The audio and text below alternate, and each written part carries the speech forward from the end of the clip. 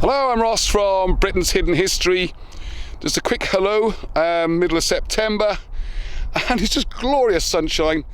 So we just came for a quick walk up the hill fort of Rhiwsaeson, and I'm with writer Rob Shaw, and of course Tim Lewis is with me.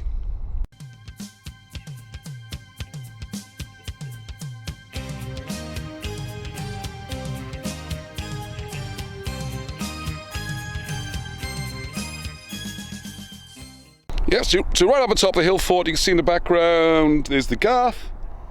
Should be able to see that, and there's a point of trees in front of it. Get a good view of that from here. Just want to do a quick look around. You can see clearly there looks like a pair of burial mounds. I know what you're thinking, burial mounds. And this is interesting, because this would seem to be one of those boat-shaped mounds we see so much of. Also possibly implies a water source up here.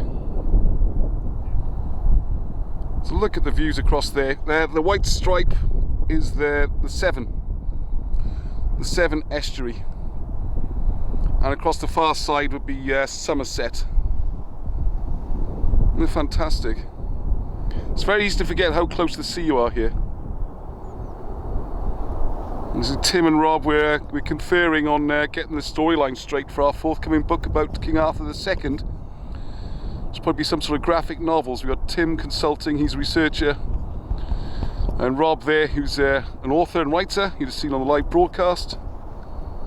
Talking about his other book that's coming out, which is Architecture of Power. As well as the City of London has basically taken over the world and where it came before London. The terrible things that were done. Wow, massive dragonfly, I don't know if you can see that. Yeah, you see there's the Gaer, you can see one of the mounds on the top. And this is the area on top of Rhiwsaeson where the army would have camped and they could have held out. And over there is Beddau, or Beddau, the graves. Not sure whose graves. And up on that hill you see Telen Doisant, which is that water shrine. And then across here you got Llantrisant, there's Arthur's butts, which my children love that, calling his butt. It's Arthur's butt. Short for buttresses, apparently, not for butty or for his backside. So there's Arthur Butts. And over towards that way then, up towards Money the Gaer. Follow the windmills over the hill and you get to St. Peter's, that kind of direction. A couple of farms down here. We're up at, where are we? Gaer, Rhiwsaeson. We've got Rhiwsaeson down here. So what's in the farm there, you think? I think it's that one. I think it's that one there. And that means cops of the soldiers. Rhiwsaeson is wood.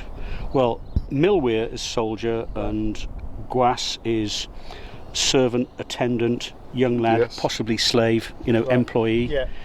So that would have probably been the soldiers' attendants or just the general employees who are conscripted to fight or pay to fight. Right. Or indeed sometimes fight for your freedom. Another farm down there is Brain, and again that's wood, but Brain is, in the old dictionaries, privilege, freeman, and they also said all equal together. That's nice. And there's sort of brotherhood of there's nothing makes you more equal than facing death together in battle, is there? Or the possibility of a companions type thing. Yeah, it's that sort of round table equality idea, kind of. And there was also Gwern Eva down there, and Eva has to do with staves and spears. Right. So that's. Maybe they grew a particular kind of wood down there that was useful. Well, yeah, that would probably be alder because alder's waterproof. Yes, it grows a lot by the water, doesn't it? And then we got. Just a quick look at that. Well, you won't read it. Oh, your beautiful scripting. That the sort of senior figures in the city are called aldermen. There's a lot to do with alder. Ah, right. It's quite obviously quite an important tree, like symbolically. Yeah, alder, and in naval terms, they'd use that for jetties and things like that because it wouldn't rot in water. Is it alder that they used to found Venice with? Because I know I don't know. They ran down like 1 million trees to give you the foundations of Venice. It certainly sounds like it's got the right properties. Yeah, I think it rings a bell anyway. And at the time, like, you know, all the trees across Europe suddenly went up, sort of doubled in value, and you could export them to Venice and make yourself some money. And as I just said, said to Ross, the landowners around this area, of this area, were all landed gentry. So it was Lord Dunnever, it was Marquis of Bute, it was the Turbervilles, Earls, and all the rest of it. Yeah, that's right. Right. So this is the way. This is the problem they've got. This is the way in, we think. So, but the records talk about surrounding it. So yeah, good luck with that. It's a big area to surround, isn't it? Thanks.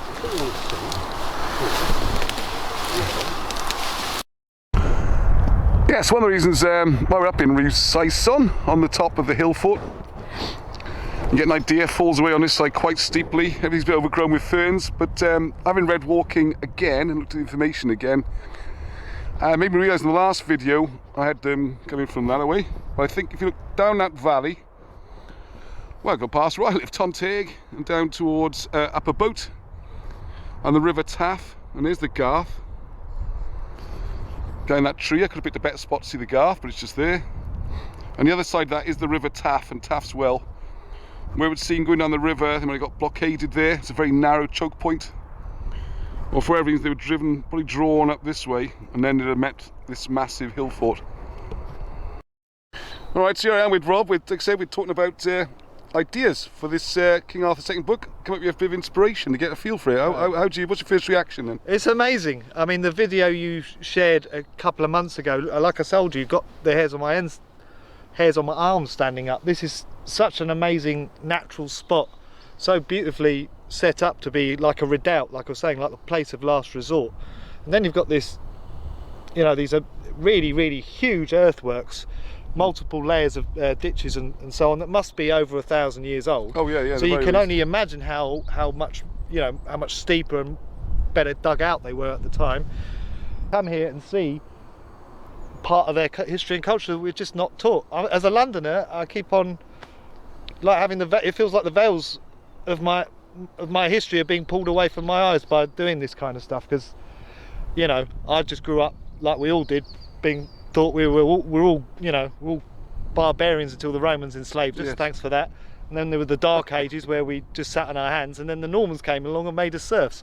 What a great, you know, what a great history to be taught. Yeah, we thought putting them stones on top of each other. Yeah, actually there was a sophisticated culture with incredible metal working skills, incredible equestrian tradition. You got the chariot. I mean, it's just overwhelming. But you don't, as a Briton, you don't get taught any of that. You get taught, you know, your grandfather painted himself blue and shagged his sister. I mean, this is something completely different, and it's on a scale that it must have been multi-generational. You can't have done this overnight. You've got generations of people coming up here, working on it, maybe adding a little bit, maybe taking a little bit away as necessary. And then when you know, stuff got real, and the Saxons did invade, I mean, it would be ridiculous not to come here. I mean, you know, you'd be a fool and you'd be probably dead if you didn't, because this is just an incredible spot to defend, and I cannot wait to learn more, geek out with you some more, and help get this story across. And I just want to say, if anyone's got anything they want to contribute to this, the more the merrier. We can hopefully pool knowledge, come up with a cracking story with some really good research at the back of it, so you could read the story, get engaged by the story, and then, you know, take your interest further, and you know, come and take a Britain's Hidden History guided tour up Rhiwsaeson, because it's fantastic. The view is unbelievable. I mean, the command you've got, you know, that is the Severn. I am pointing the right way. Yeah, the Severn. Well, the Severn comes all the way around, really. I didn't know that. Yeah, but I mean, look at we're that. In the bulge of Glamorgan, so it kind of comes all the way around us, just to give people an idea. Incredible, you know. I mean, just see, it comes all the way around. Yeah, and this plateau at the top here, you could easily fit a few thousand people up here. You know, have them bed down for a week or so, or whatever it was. Yeah, have your stocks laid up. And then, what a surprise when you came over the top as a Saxon, having walked all the way from, you know, probably Middlesex or wherever it was initially. You get all the way here and you get chased all the way down the hill again. End of. I can't wait to tell this story. It is amazing. So we are in the sunshine, September. Need to get the shorts back out. It's lockdown weather back and it's great. The weather, I mean. Alright, so until the next time, keep, best wishes to everyone. Peace. Heddwch. Excellent. It's not all books and history, is it? Gotta keep going. This is very good. It's maybe a bit dehydrated. Alright, the last ones of the year. Thank you for watching the video. I hope you found it enjoyable and informative. There's so much more going on with the channel, such as live feeds and interviews. We're also working as part of Britain's Hidden History to reprint books, produce new books, and generally try and bring more awareness of British history that just isn't taught in the British schools anymore. It used to be history as it was taught, but it's fast disappearing, and so are the sites. Also got how to read hieroglyphics using the ancient language of Cymraeg or Welsh, and you really will be amazed. So check out the Facebook group, the website, get involved, and please, we do need help to keep this project going. So if you could pop by the Patreon site and become a supporter, just drop a couple of quid a month in, that'd be fantastic. Or why not go to cymraglyphics.com and buy some books. So until the next time, thank you and heddwch.